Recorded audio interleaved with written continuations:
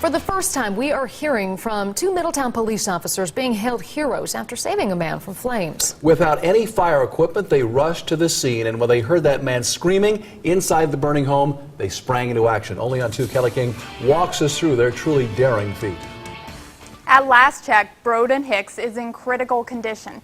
He's the man 2 Middletown police officers risked their lives for and pulled from a burning home. Both officers tell us it was one of the scarier moments being on the job, but they say they'd do it again.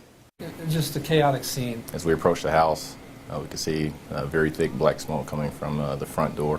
That's when instinct kicked in. Middletown officers Ryan Morgan and Malcolm Tipton were right around the corner when flames erupted from a home in the 1800 block of Henry Avenue Tuesday morning. So we got there within seconds. Everyone made it out safely, except 20-year-old Broden Hicks. Officials say he was huffing gasoline when the fire sparked. We actually could hear him screaming for help inside.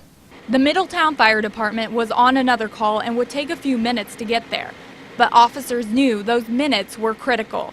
Officer Morgan says the scene was all too familiar. Last year there was a fire that we went on Sutphin Street, and it was the most helpless feeling that you can have as a police officer. We actually heard a female subject inside the house screaming for help. That house was overtaken by flames and there was no chance of saving the woman. The incident stuck with him.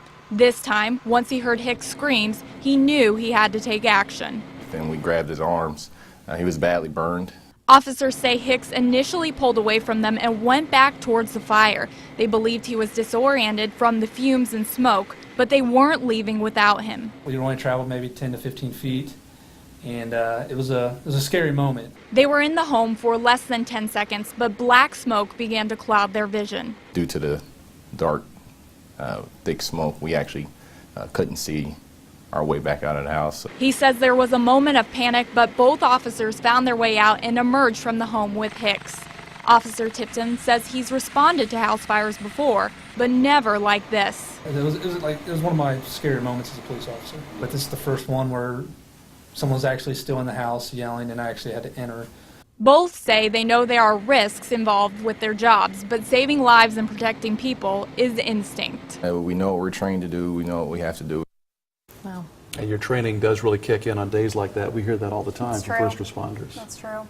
Yeah, those officers had to enter a burning home, so, I mean, we saw them there. They look good. How are they doing kind of mentally, physically, emotionally with all that? They're doing well, actually. Both officers suffered a little bit of smoke inhalation, but other than that, they're doing pretty well, and they're back on the job. Officer Morgan has been with the department for about 8 years, and 7 years for Officer Tipton. Okay. Kelly, thanks.